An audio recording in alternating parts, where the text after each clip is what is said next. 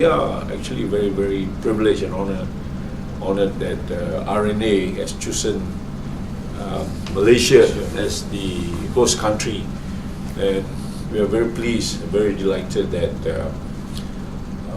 there are 65 participants from 15 nations assembled here to attend the level 3 course. And thus far, RNA is very pleased with the organization, and they're also very pleased with our hosting capability.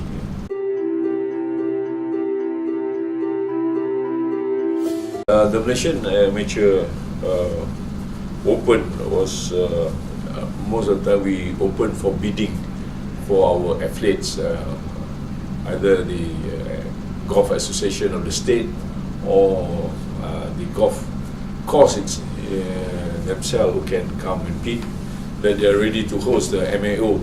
Sarawak Golf Association has nominated the Sarawak Golf Club to host the MAO, and I think it is the third time that this tournament has gone to the Sabah, Sarawak.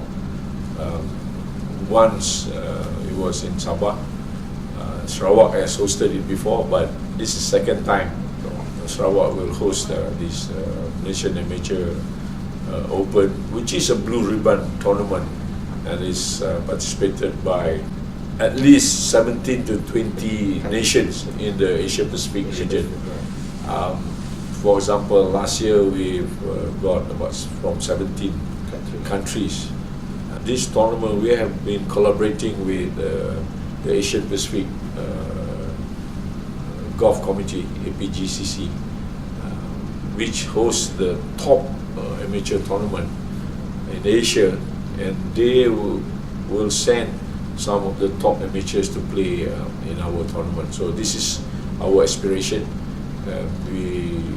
Because it's an open, we hope with the participation of top amateurs in the Asia Pacific region, it will boost the standard of golf in this country. Yeah.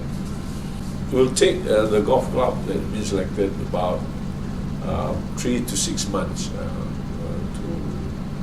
be ready to host, because what is important too is the fund to host this tournament. Virtually, as of now, we have not got a title sponsor for the tournament.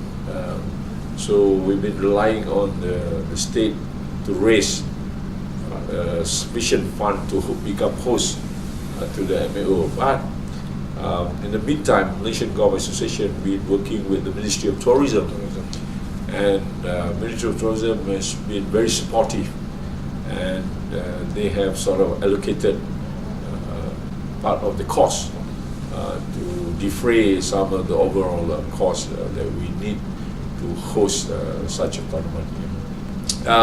I think this tournament bringing to the state of Sarawak or to Sabah, I think it makes great sense, because that will enable the states to encourage the juniors and the budding golfers to look at the top level amateur golf in the state, and by doing so, we hope that it will sort of motivate the juniors to come in the forefront, to be very serious and be committed and take up the game of golf seriously.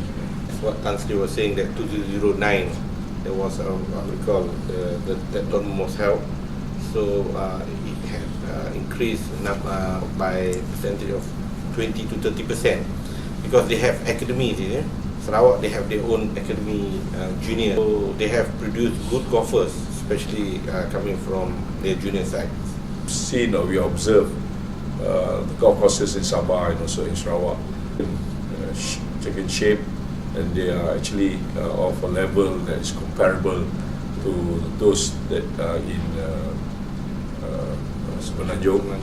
But of course, certainly we have some of the top world-class golf course here. For example, the Kuala Lumpur Golf and Country Club, who had been hosting the Maybank Malaysian Open for a couple of years. I'm very confident that the Sarawak, of course, is ready to host this Malaysian Amateur Open. I think one of this approach to get to, or to encourage or to bring the top amateur to play in our Malaysian Amateur Open is to, number one, is to engage the Asian Pacific APGCC, because they have sort of got quite a grip on the top amateur, requesting them to send. And then we also will write to all our ASEAN, because Malaysia is a secretary to the ASEAN Golf Federation. Our MGA Vice President, Dr. Zaid, is the secretary of the ASEAN Golf Federation. So we will invite them, the top, they will normally, the ASEAN countries will send the top amateurs to this tournament. And then in Asia, we will write to the Golf Federation or Golf Association to send the top amateur to this MAO. How we do that normally, we invite two top best players. We will take care of their lodging and their golf.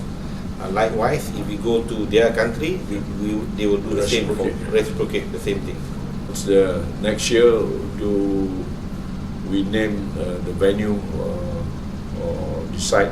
I think normally you will wait for the annual general meeting, which is held in Sarawak. Yeah, it coincides. The AGM or MGA always coincides with the Malaysian Amateur Open, so that all our athletes can come. Correct. And this year is also a year of election. Then we'll have many of our athletes come for the AGM, and that's where we'll also name or decide on the venue. And they bid for the venue. Golf in Schools program. I think this is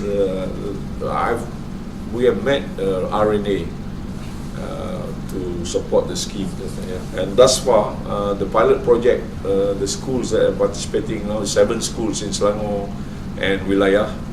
We also have launched in Alostar 1 school, Tengku Laksmana, 3 schools in Sabah, and the next 3 schools will be in Sarawak during the Malaysian Amateur Open. So I think by approaching schools, by working with the Ministry of Education, we reckon that while encouraging very junior or very young boys or girls to take up golf or introduce to golf, we reckon that we will have a broader base of talent in this country. And I think the Prime Minister has supported this and has allocated a 2 million budget for us to continue this program called Golf in Schools. You know, when Tan Sri was saying that when we started this golf in school, that was about a month ago. Tan Sri went to launch this school in Kedah. Surprisingly, you have fishermen children. They are participating to play golf. So, as what Prime Minister Yang Berhormat Dr. Sri Najib announced in the last Malaysian Maybank Open, he was so surprised that even fishermen children also can play. This is not for only for elite